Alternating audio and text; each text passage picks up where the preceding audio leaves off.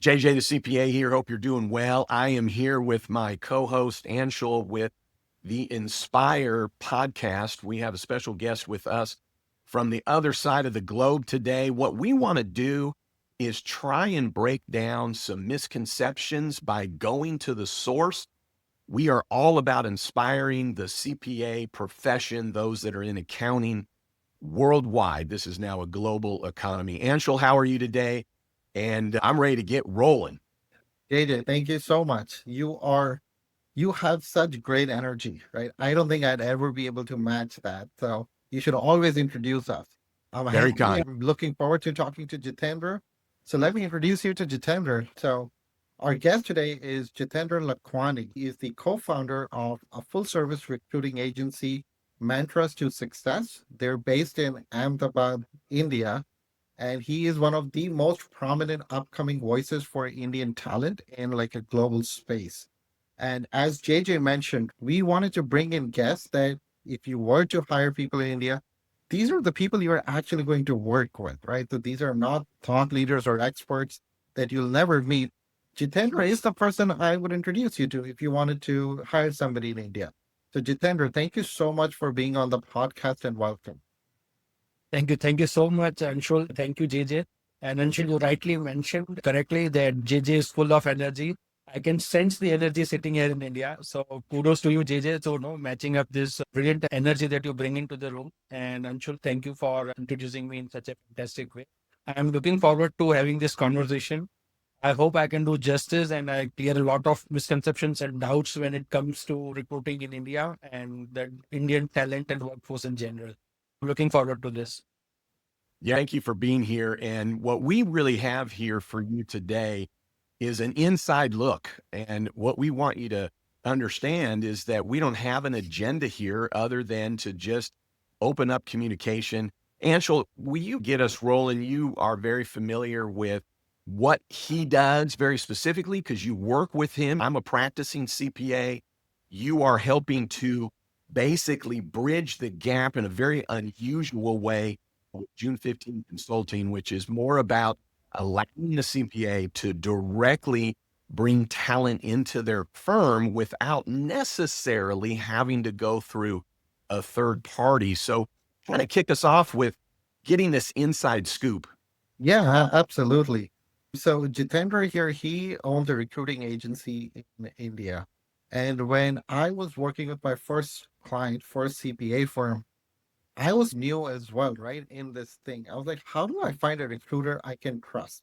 Right? Because while I'm originally from India, it's always challenging, right? You want to work with somebody who you can trust because I want them to deliver for my client. And so I asked around and Jitendra came highly recommended. And the first time I met him, the first time I spoke to him, he talked about ethics. He talked about how he staffed his team.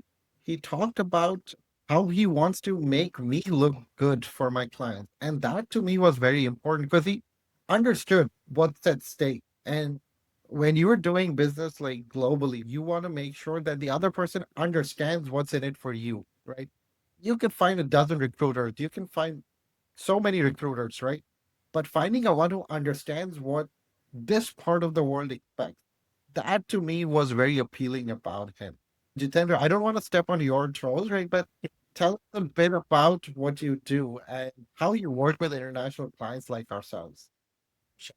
I'll just give you a brief background. I come from a very small tier three town in western part of India. So I'm the first person in the family to go to an English medium school, do his engineering. So I'm a software engineer by training. I started my career with IBM. But IBM, I did my engineering in Bangalore, that's southern part of India. So I'm the only child. So in our culture, it's a tradition that we take care of our families. Our parents live with us. So I wanted to take care of my parents who were aging. So I wanted to come back to the western part of India from where I belong. So I decided to do an MBA and I did my MBA, moved back to the western part, and I started this firm. Now, why I started this firm? As I mentioned that I'm the first person in the family to do a lot of things, go to an English medium school, do his engineering, his MBA. So while growing up, I would always ask my parents and family members about some kind of guidance as to what career choices should I make. But they were not much educated, so they were not aware necessarily They would always encourage me to do my own research and take my own decisions. So at a very early stage in life, I figured out that, like me, there are millions of kids out there who are hardworking, but they lack proper guidance in life as to what career choices they should make. And that's when I decided that one day, when I get an appropriate chance, I'll solve for this problem. And that's when, after when I was working in corporate for 10, 12 years. And that's when the right opportunity came. I thought, why not? I should start something of my own and solve for this problem. And hence I got into the field of HR, which not only helped a lot of young folks meaningful employment, but also I try to coach them and guide them and make them take the right career choices. This is a small brief about me. Today, I have a team of close to 50 people. 47 of them are female. We have only three males, including me. We have touched lives. We touched lives across the board. We have empowered a lot of women, a lot of people coming from humble backgrounds, a lot of people who had the right spirit but lacked some guidance. So we train them, coach them, help them elevate in their career, help them elevate in their personal life. Similarly, on the candidates side as well, we try to get them, give them a lot of good counsel, get them good guidance, help them choose better careers. And at the same time, we are also helping our clients, match the talent gap, get them right kind of people. And as Anshul, you mentioned that everything is about ethics. So we do it in a very ethical way. We are very upfront. We are very clear about what we want from our candidates, what we want from our clients. So we try to do everything in a very ethical way and transform lives as much as we can. Jitendra, so with that, what is really the number one concern you're hearing from a US CPA firm in terms of when they're first talking to you? What's their first concern? And then really what's their first need that they're requesting of you? The trend generally here is, so I'll just give an analogy as compared to IT. The work that India came on global map during the late 90s, early 2000s because of the IT industry. So I'll just draw some parallels here with IT industry. So when the work started happening from India, India was considered as a, let's say, low value jobs would be given to people working out from India. So at that time, the IT industry worked in a way that they would create a bench strength here, and then they would do the work from US. If I talk similarly about the accounting firm, I would say that initially started the same thing. They started outsourcing, not outsourcing, but delegating bookkeeping and other stuff earlier. But in this way, India leapfrog as to before we could develop bench strength, the quality of the work that India produced, the clients in the US started demanding more and more valuable jobs. So it started with a normal bookkeeping guy, but now it is that the work has been so much consistent and there is such a been a transformation that now we are getting tax reviewers, audit reviewers, tax preparers, audit preparers, account receivables. We are getting a lot of niche profiles also, such as valuation analyst, senior valuation analyst, 409A, business enterprise valuators. So we are getting the entire spectrum of things. So the number one concern that as of now, that the firms in India, they do not have an adequate bench strength. So much work is coming from the US that everybody is building their own muscle to get more and more people on board. Uh, Primary reasons would be either a lot of companies in the US. And when I talk about US, I would also like to mention here, it's not only about the US. India is becoming a sort of a accounting hub for the entire Western world. So we get a lot of work outsourced from UK. And when I say outsource, I am also including the term that a lot of firms setting up their own offices here in India. So I'm using the term outsource very loosely here because it also includes captive centers of companies from Europe or US. So a lot of work gets here done from UK, Australia, South Africa, Netherlands, Canada, a lot of parts of Europe as well. So now since there is an entire spectrum of jobs for accounting and accounting related fields here. So the number one concern or the number one priority for the companies based in India is to develop that muscle strength to get people as fast as possible. Unlike IT, where they would build a bench strength first and then get the clients, it's the other way around here. They are getting the projects, they are getting the clients, they are catching up on the bench strength right now. So this is the trend that we are seeing currently. What would be the working conditions? Because there's just a real misconception, and I hate to even say it this way. I think that here in the States, when we don't know something, then we just probably any other human, we just envision what we think it is. India is a very sophisticated country. And of course, everybody would say, of course, but when I'm having private discussions with those folks here, they really don't know what are the working conditions because, as I understand it, they're the same as what they are here, starting with air conditioning and security and IT and carpeted floors and nice office buildings. But confirm, what these working conditions are, as silly as that question may sound. So I'll tell you the problem with India is it punches way below its capabilities. So a lot of perception in the West that people make is maybe, I'm not sure, maybe on some movies like a Slumdog Millionaire or something. But if you ask Anshul, we help him, no, he jointly set up the team for his first venture here. India is the fastest growing market for air conditioning. India is the fastest growing market for automobile. You will not find a single office without air conditioning. I would say some of the offices here would be better than offices in the West. I've traveled outside India as well. I would say the offices in India, the working conditions in India, by the way, we have the cheapest internet, right? So high speed internet, 300 Mbps, 1 Gbps, 5 Gbps, high speed internet is available at a very cheap cost.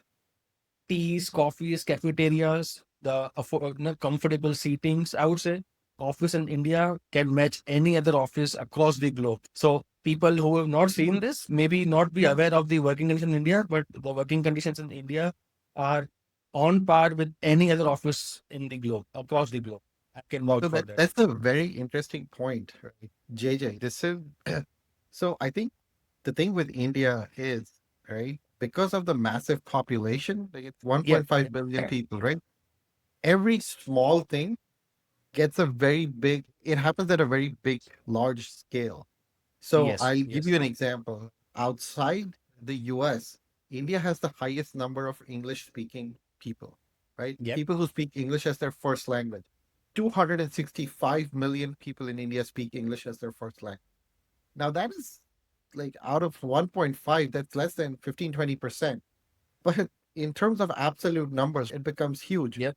So, what happens with the working conditions part of it is both realities are true. That you'll find people in India who are living in not the best conditions, who are not working in the best conditions, right? And that's the view a lot of movies and a lot of shows that we consume here in the West. They'll focus on that a lot because that's what sells. Right? That's what Now, sense. there is Yes.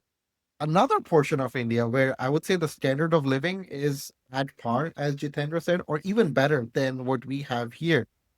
And in terms of percentage, that may seem small, but in terms of absolute numbers, that's like the same as the population of the US. So the middle class in India is about 400 million, right? That's Yep. Yep. slightly more than the population of the US.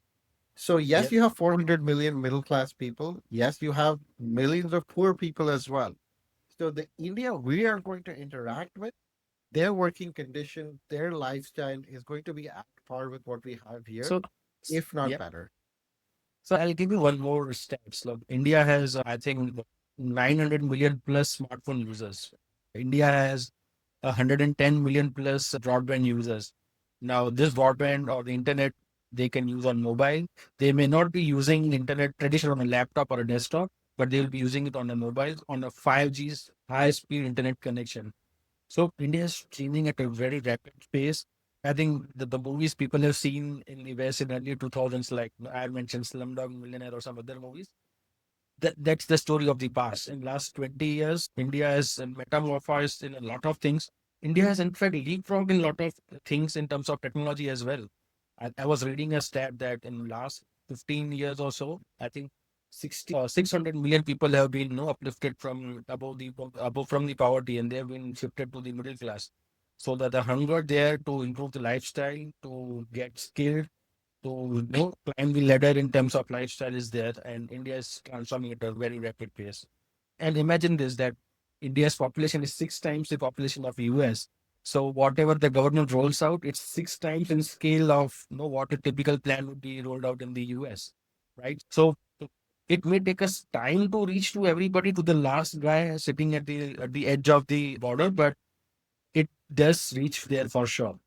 So that's how I would like to put it. Yeah, and I appreciate all of that info and a great question on that. One of the things too is there might be a real misconception here on the state side, if you will, that we are just handing crumbs to those that are not in the US. So we're talking specifically India here, as in we are then saying, hey, here's some work and here's what we're willing to pay. But it is quite the opposite of that, right? You are dictating the prices that you need to make a profit and pay people and pay working wage. So you're determining the pricing, correct, when you have people that are wanting to use your services over here from the States? So I would put it in this way, that rather than dictating the prices, it's more of the question of a supply and demand side. Just to draw a parallel again, that I was reading somewhere that last 1 year or so, close to 4,000 companies outside India have set up their GCC, that is Global Capability Centers here in India. So now 4,000 of the firms from the US, from the Europe, setting up their global capability centers. And these centers are not doing any low value tasks. They are doing R&D, they are doing cutting edge. Why these companies are shifting here? Because obviously they are not able to find the right kind of resources in their home countries. So it's a pure question of supply and the skill set that is available here. So obviously, because, and we need to consider the fact that it's not only the companies from the US who are competing for Indian talent, it's all the companies from Europe, companies from Australia, companies from UK. I would say even for the smaller markets such as New Zealand, such as Africa, they are also competing for the Indian talent. So the question is, instead of dictating, is the general laws of economics that no, since the demand is there, that the wages are catching up. And that's a very interesting thing, JJ, because I was at in the last month or in the last few weeks, I attended two conferences and I had people come up to me and say that we like offshoring, but I just feel guilty. Like I think I've put out a video either today or tomorrow, it's gonna go out on the same topic where they were like, I feel guilty that we're not paying people enough. And my my thing to them was that's an easy fix. If you think you're not paying somebody more, just give them more. It's an easy. No one's gonna say no to getting paid Correct. like more. But these are smart people, right? They're accountants, right? Accountants. They have CPAs, they have EAs, they have the local accounting certification, which is the CA. These are smart people you trust with are your money. And I think we should trust them with their money too, right? But if they are I'll asking a particular wage, we should trust them that it's a wage that makes them happy. It's a good wage. Then you can confirm. Like people, Yes, accountants who work for US CPA firms on average make more than what they would working for a local CPA accounting firm. absolutely, absolutely. They do make more when it comes to as compared to the local firms. Also, JJ, I would like to inform you one more thing. So the local credibility of the local certification, that is, we have a body called ICAI, that certifies chartered accountants here in India. So I'll tell you one very interesting fact, that the average percentage of passing candidates receiving a CA certificates ranges somewhere between 4 to 6%. So every 100 kids, out of every 100 kids who sit for the exam, only 4 to 6 are able to get the CA certificate. That's how tough it is to get the CA degree in India. And I'm talking about this, if you extrapolate it, millions of kids sit for this examination every year. It happens over a period of course, so you have to clear multiple stages before you can get that degree. But it's tough to get a CA degree in India. So I would say it would be as equally hard as getting a CPA degree in the US. So in terms of credibility, in terms of the rigor to possess that degree, I think it's no less than any other degree as compared to the other world. And yes, when it comes to, because they have toiled so hard to obtain this degree, and when they also work for these US firms, they acquire that expertise as well. So they tend to get benefited in their in terms of compensation as well, because now they have both the skill sets. They have skill sets of Indian accounting as well as for the US accounting. So that gives an added advantage to them. And so they charge more. Yeah. So, Jitendra, thank you so much for being a guest. We're going to do another episode with you, but we want to make sure that we produce this in bite sized pieces.